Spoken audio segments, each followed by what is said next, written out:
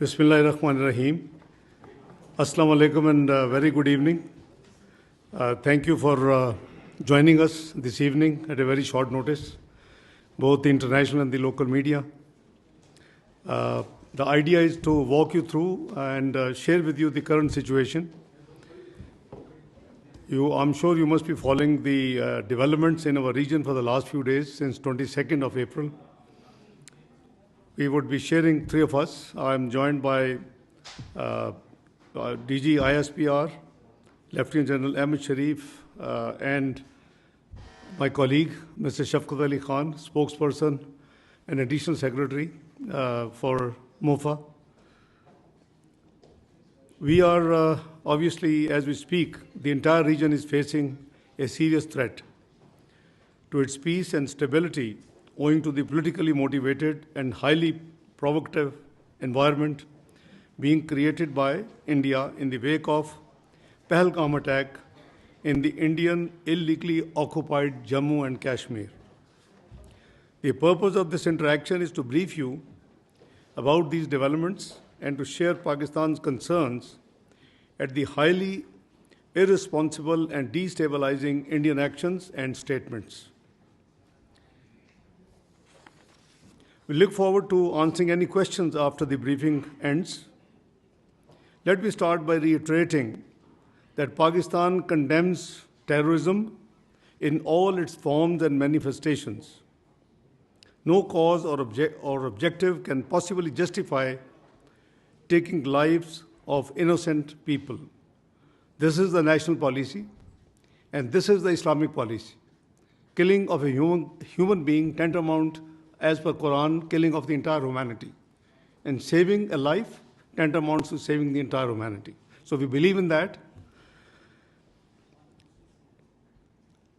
Let me say that targeting of innocent civilians is surely deplorable and condemnable. And this is happening in many parts of the world, and we have been subscribing our views and our policy everywhere it happens.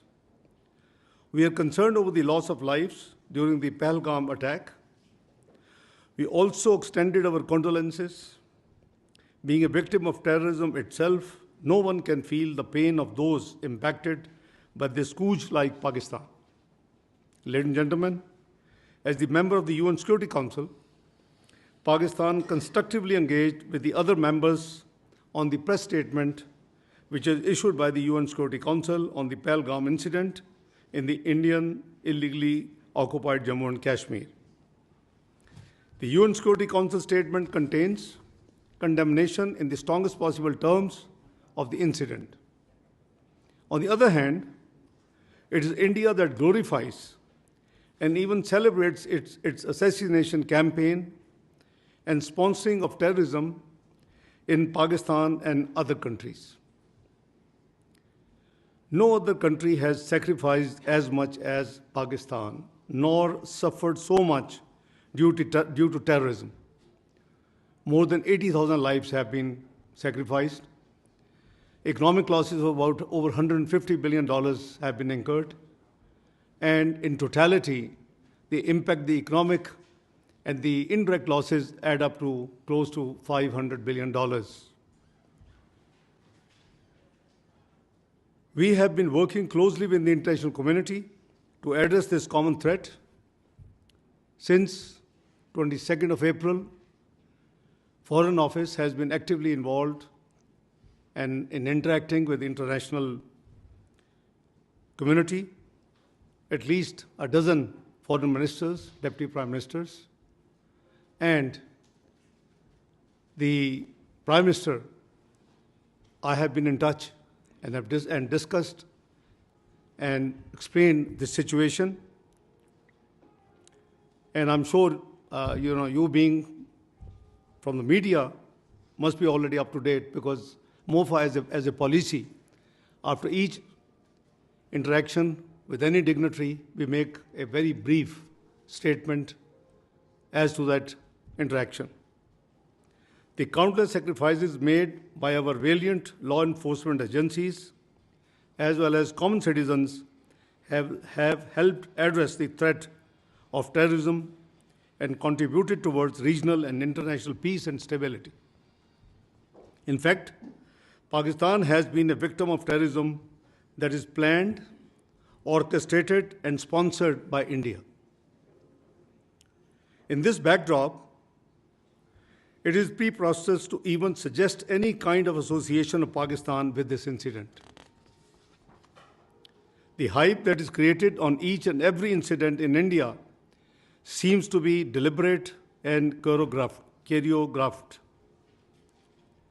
It is unfortunate that India continues to weaponize unsubstantiated accusations and allegations as part of its disinformation strategy for narrow political ends. This is not the first time that India has resorted to such tactics. They have done it before and they have resorted again to the same what they did in Pulwama incident and earlier ones. In fact, this has now become a very familiar template aimed at diverting attention from India's inability to suppress the inalienable right of the Kashmiris to self-determination, its security failures in illegally Indian-occupied Jammu and Kashmir, as well as its decades-long state terrorism and oppression. To distract the international community's attention from the horrors of what's happening in the Indian illegally held Kashmir, India deliberately raises tensions with Pakistan. A durable solution for India lies in focusing on its internal problems instead of raising fingers on other countries. India has been deploying the allegations of terrorism to achieve a strategic objective for long. India has a history of using the excuse of terrorism for introducing draconian laws to suppress the innocent Kashmiris in the Indian illegally occupied Jammu and Kashmir and to defy the UN Security Council resolutions, bilateral agreements, and international law. A case in point being India's illegal and unilateral actions of 5th of August 2019 reminds us of the blatant violation of the relevant UN Security Council resolutions and the 4th Geneva Convention, as well as India's own commitments. India needs to explain why such incidents usually coincide with high-profile visits. Please make no mistake, the root cause of instability and conflict in South Asia is the unresolved and long-festering Jammu and Kashmir dispute. India's illegal occupation of the Indian illegally occupied Jammu and Kashmir in stark violation of the UN Security Council resolutions and grave violations of the human rights must remain a matter of grave concern for the international community. At the same time, all such incidents are used to whip up domestic political sentiment for narrow political gains. We remain extremely concerned at the very vitriolic, highly inflammatory, and blatantly Islamophobic narrative being directed against the Kashmiris and the Indian Muslims. Indian media and political leaders are directing a similar discourse against Pakistan. This highly irresponsible ploy for narrow objective gains is dragging the entire region towards extreme instability. India made allegations against Pakistan after the Pahalgam attack without an iota of evidence and with such dramatic speed. Pakistan has nothing to do with it, and we have said so right from the beginning, and I repeat, Pakistan has nothing to do with Pahalgam incident, period. We demand an independent and transparent probe by neutral investigators as announced by the Prime Minister of Pakistan, Muhammad Shahbaz Sharif. Any TORs in this regard should be credible and mutually agreed. Pakistan has neither any connection to it, as I explained, nor is the potential beneficiary. At a time when Pakistan economy is stabilizing and we are making significant progress against terrorism, we need to question why this situation is being created by India all of a sudden and what is the motivation behind it. The actions that India has announced after its Cabinet Committee on Security are illegal and highly irresponsible. Holding in abeyance of the Indus Water Treaty is unilateral and illegal. There are no such provisions in the treaty. It cannot be amended without consensus. It cannot be terminated without consensus. And in case of any disagreement or issues, there are forums provided in the treaty which should be invoked. This action shows India's blatant disregard for the sanctity of international treaties. It sets a dangerous precedent. It strikes at a fundamental pillar of the regional cooperation with profound implications for regional and global stability. Pakistan is an agrarian economy. Millions of people are dependent on the waters being regulated by this treaty. Please don't forget we gave up three rivers in this treaty. And I hardly can find a water distribution treaty in the world whereby a part of dealing with the distribution of water, the rivers could have only also been given up. I can't find. The National Security Committee of Pakistan has made it very clear that any attempt to stop or divert the flow of water belonging to Pakistan as per the Indus Water Treaty and the usurpation of the rights of the low riparian will be considered as an act of war. It is equivalent to an attack on the people of Pakistan and its economy. Other diplomatic measures by India are indiscriminate and unnecessary.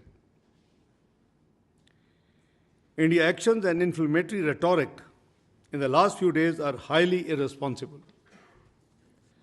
Being a responsible member of the international community, Pakistan believes in restraint and remains committed to regional peace and stability. However, in case of any act of aggression, Pakistan remains determined to defend its sovereignty and territorial integrity in exercise of its inherent right to self-defense as enshrined in Article 51 of the UN Charter. The world leaders I have been speaking to in the last few days after this incident, who have been requesting for the exercise of restraint, I have been making it very clear on behalf of our government, on behalf of the nation, Pakistan will not be the first one to resort to any escalating move.